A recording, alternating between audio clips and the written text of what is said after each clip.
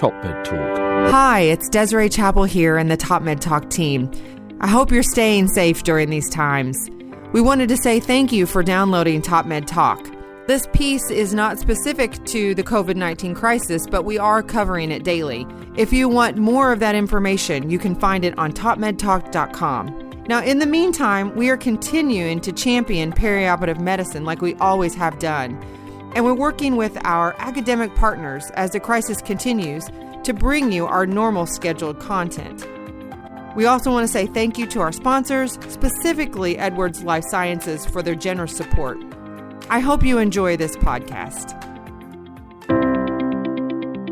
All right, well, hello, I'm Desiree Chappell, and this is TopMedTalk. We are live from the European Anesthesiology Congress, Euro Anesthesia 2019 here in Vienna, Austria. And I'm joined by Editor-in-Chief of TopMedTalk, Monty Mythen. You've been busy today, though.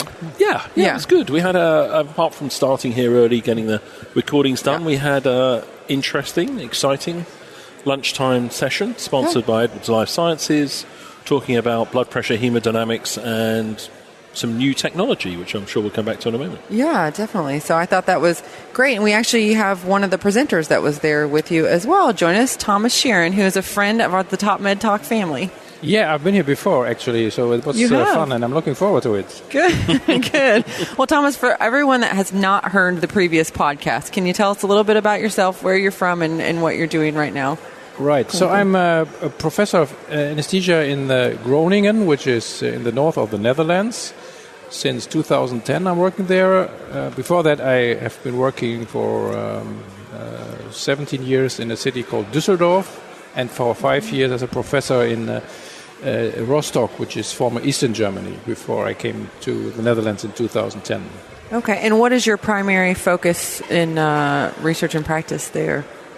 So my research activities are most in hemodynamic monitoring and its association with patient outcome. Clinically, I'm working mostly in cardiac surgery, so cardiac anesthesia, but I also do non-cardiac lists once or twice a month. Okay. Well, the presentation that you gave today was what are the physiological mechanisms underlying hypotension. So the hypotension story is that we've been talking a lot on TopMedTalk, and the impact of that on outcomes is not something that we is clear. But what is the hypotension story from your perspective and your experience right now? So, in the meantime, it's common knowledge that hypotension is a bad thing. So it occurs quite frequently and it causes harm. We are not quite sure what the level of hypotension is or what the exact definition of hypotension is that we are talking about. But if the blood pressure is too low for the particular patients, whatever the threshold would be, harm is accumulating, and we are particularly worried about myocardial injury, renal injury, probably also stroke, and probably even mortality. There's a lot of retrospective data showing that there is an association of these low blood pressures with any of these outcomes. So this is, of course, not a causal relation, but it's a very strong signal from epidemiology that there might be causal relation. Yeah, it's true. Well, Monty, you were chairing the session today. There was some really good discussion. Great, lots of questions came in, and some of the recurring themes that are asked about quite often. But in the session, Thomas, you presented data from a publication, a two-center publication, which was published relatively recently. In which journal? It was published in Anesthesia and Analgesia recently, so it's available online right now. It's not at a printed issue at this moment. So e-published, and that's between yourselves and York with Dr. Simon Davis, yes, who we've had on TopMedTalk relatively recently. Yeah. And I think that I think one of the reasons you did it, you said, is that your centres that are very proactive in hemodynamic management, and therefore your expectation would be that maybe you wouldn't have that much hypotension, but you found quite a lot, I believe. Yeah, so both of our centers actually do goal-directed therapy in our high-risk surgical patients. So this means that we optimize our patients in terms of blood volume and flow This is a primary goal. So we were expecting that these hypotension incidences that we just talked about would be less because we do care really good for our patients. So this was the hypothesis, and we were quite surprised to see that this is actually not the case. So even preventing or optimizing the blood pressure, the blood flow and the volume does not prevent hypotension from occurring. So we found incidences of 87% of our patients had a hypotensive event, which was defined as a mean arterial pressure below 65 for more than 1 minute. 87% of the patients. So almost everyone had at least one episode of hypotension. Did you say I'm sorry to interrupt, for 1 minute? Is that right? At least 1 minute. At least 1 minute, okay. Did they look at what the average time of the length of the hypotension was? Yes, we did look at the number of incidences, which was a median of 4 episodes. The median duration for each event was 2 minutes. And the cumulative duration of those was something about 9 minutes, between 9 and 11 minutes. So 6%, if you relate this to the case time, 6% of the operation the patient spent in hypotension. Wow. So that was quite surprising. And another key component of the paper was comparing it to all the other things that people thought would predict hypotension. One of them, this novel indicator, which we talked a bit about before. Yes. But also all the other things that people might think, the rate of change in blood pressure or the magnitude of change in blood pressure or stroke volume variation would predict the blood pressure drops. Yeah, interesting thing is actually when we published this paper, we first sent it to one other journal, a major anesthesia journal, and I don't tell you which one it is, but the reviewers just said this same thing. They said, we as experienced anesthetists, we can predict if blood pressure is going to drop by just looking at the blood pressure. And we could very nicely show in our paper that the changes in mean arterial pressure 5 or 10 or 15 minutes before the hypotension occurs do not predict the hypotensive event. It's just like flipping the coin if you look at these receiver operating characteristics curve of the prediction of hypotension. Oh, wow. Oh, I'm sorry. No, please carry on.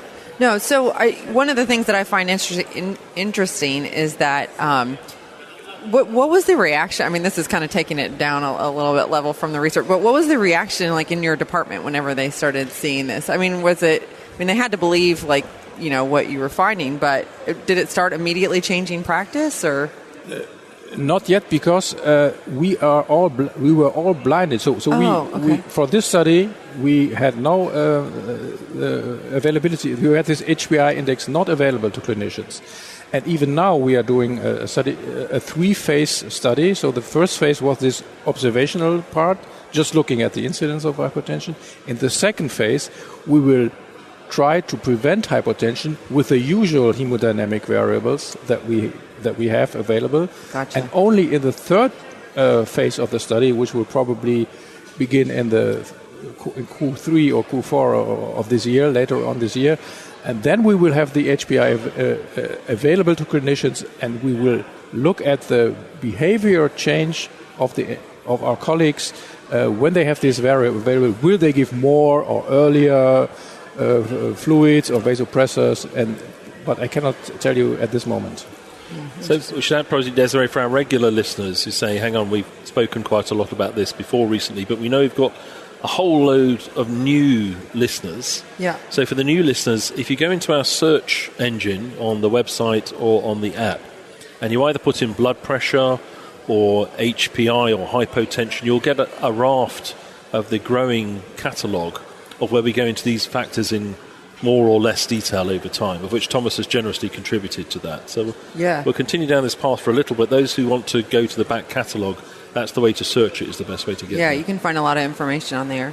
So, Thomas, switching gears just a little bit, unless you had any other questions on that. Good. So, during the presentation, you were saying I get the same questions kind of over and over again. What are some of the questions that you get most about, what you're doing right now? So the question is, what will change your clinical practice most? And these are, in my opinion, two things. So we can, for the first time, predict something from occurring. So we don't have to wait until it actually occurs. So we don't have to practice reactive medicine, waiting until the hypertension occurs and then treat it and then think about what the mechanism and then treat it, which causes a delay. Yeah. And if we believe the association data that are available, every minute of hypertension accumulates in creating harm. Yeah. So we should keep the hypertension as short as possible or even prevent it. This is the first thing. So from reactive to a proactive measurement. So by using this new index, we might even be able to prevent completely the occurrence of hypertension. And this has to be shown that this has an impact on the patient outcome, but it's very intriguing that it will be. And the second thing is the way that we treat the hypertension, because hypertension is not the one hypertensive event is not the same as the other, and so we have to think about what is the reason. In previous years, we all the hypertensive events were treated the same. We gave a liter of fluid first, and if this does not work, we give a vasopressor, and that's it. Now we can, with a secondary screen of this monitor, which comes along with the HPI, will tell us what is the problem. Is it a contractility problem of the heart? Is it a vasotonus problem that we can give a vasopressor? Is it a volume problem? And the contractility thing, this is new because we didn't have this information before. And now we can see that quite a lot of patients are actually having contractility problems of their heart, even patients which have no heart disease previously. So our anesthetics obviously do something to the contractility of the heart. And if we see that, we can specifically treat the hypertension caused by this origin. So the use of inotropes has dramatically increased in our department because we now are aware of this problem, and as we didn't have an inotrope in the room, in the that's what I was just going to ask. Yes, we now realize that this is in a significant number of patients actually needed. So we now keep it available and make it available to the clinicians to make use of it. Yeah, so it's taking it down. So like people will bring in like a Dobutamine. I know that was mentioned. This is the one that we use. Right, and that's probably common, right, in the exactly, suites. Yeah. I know in the UK you have Dobutamine. We don't have this in our country.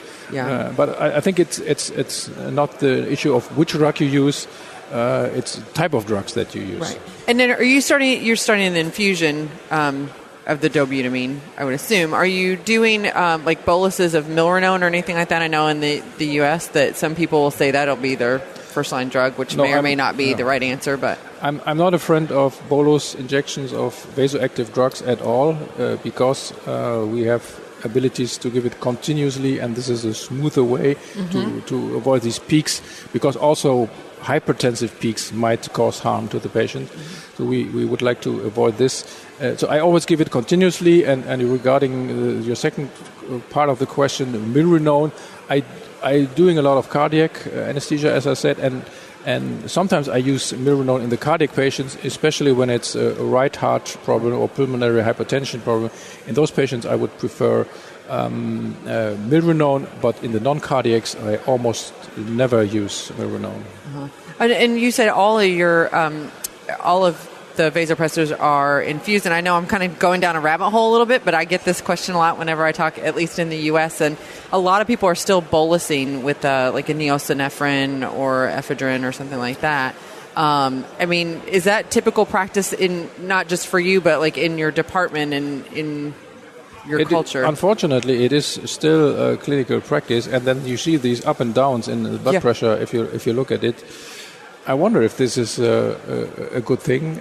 So, me personally, I don't like this. Would not prefer this. But at this moment, I don't have hard data to show that this is not really inferior.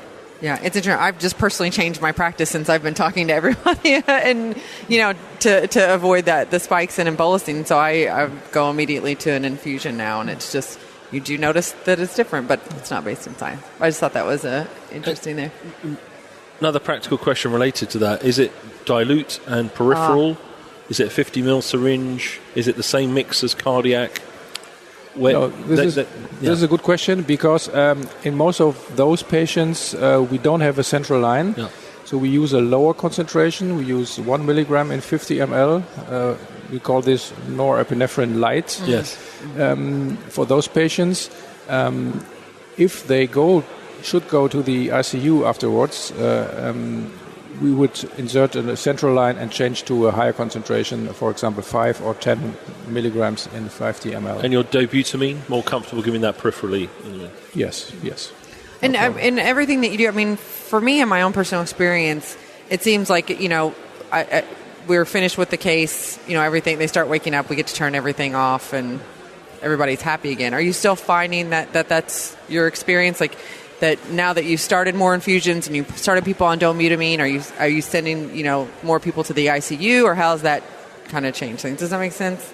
Yes, it makes sense, and we had a lot of discussions with our ICU, which is, by the way, a separate department, and the first reaction when we bring a patient, the blood pressure is low, they give a liter of fluids. Yeah. So all that, the efforts that we did intraoperatively to limit the amount of fluids by using goal-directed is a way within 15 minutes after admission to the ICU, because the blood pressure is low. Yeah. So it needs a lot of education to keep this kind of thinking into the brains of the colleagues, to think about to continue this efforts that we do at least until the first 24 hours after surgery. That would be ideal.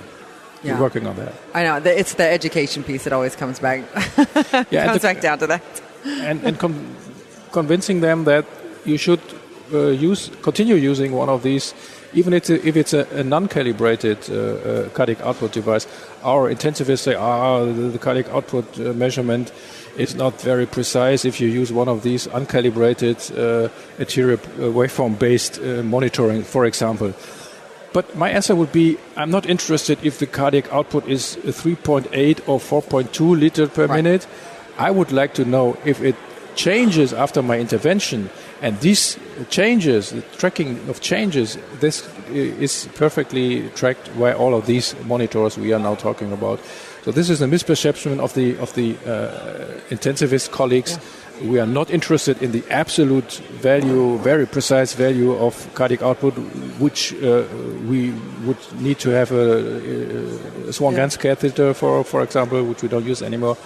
No, we are just interested in the hemodynamic picture and see if the interventions that we choose are effective in terms of increasing flow. It's a frequently missed point, not just in intensive. I mean, that's in the OR. I mean, I'm one of those people that I've tried to get a whole department, to use advanced hemodynamic monitoring or whatever the new, tool is that we're using, and that it's not always absolute all the time. You have to look, at the trends and. So we're probably going to wrap up soon. Monty, did you have any other questions? I have one more. I'm good at the moment. You're good. Thomas, and I know you've said this before, but just to hear it again. So you started out as pretty skeptical about some of this technology, and you had been familiar with goal-directed therapy, for a while, right? And that was something you believed in. So your skepticism, how did that really change for you? Like, when did that change? What was that? So wrapping up my skepticism, it was the first thing was that I was taught we are taking best care of our patients by doing goal-directed therapy. Mm-hmm. So hypotension is not a problem in our patients. It is, as it turned out to be. The second misconception was, like these reviewers from our paper, I always thought, I'm doing for anesthesia for more than 20 years. I can see when a patient is getting into hypotension just by looking at blood pressure or the hemodynamic picture on my monitor. I don't need this fancy additional number. But I was convinced by looking at the data and these ROC predicting analytic curves, which really convinced me that it's performing much better. And it's logical. If you know, maybe for a wrap-up, it's too long to explain how this variable is working. But if you consider that it's consisting of many factors going into this HPI predictive index, it must perform better than only looking at one variable, like blood pressure or cardiac output or heart rate. Of course, a combination of many factors should perform better than only one single variable. That's a really, really good point. I can continue to talk to you. There's a ton of stuff because we could go down the AI hole completely and get into that. But I know we're strapped for time, and I just want to say thank you so much for again sitting down with us again on TopMedTalk. We love to hear what you have to say, and I think your story is great. And a lot of us in the OR and in anesthesia in perioperative medicine can really relate to what your what your experience has been. So keep I up the appreciate good work. that. Yeah, absolutely. Thank you. Looking forward to hear what's coming. Yeah. Thank you very much. It was a pleasure, and I'm looking forward to the next time. Maybe. Yeah, absolutely. Thank you. Love it. All right. Take Well, care. thank you so much. Cheers. Top Med Talk. Desiree Chappell here. Just a quick reminder, subscribe to Top Med Talk. We're a daily source of news and conversation focused on perioperative care. We bring you all the latest talk from all the major conferences in the perioperative space. We can also be found on Twitter, Facebook, LinkedIn, Instagram, and we now have a free mailing list with special offers and additional goodies for subscribers. Go check us out at topmedtalk.com. That's www.topmedtalk.com.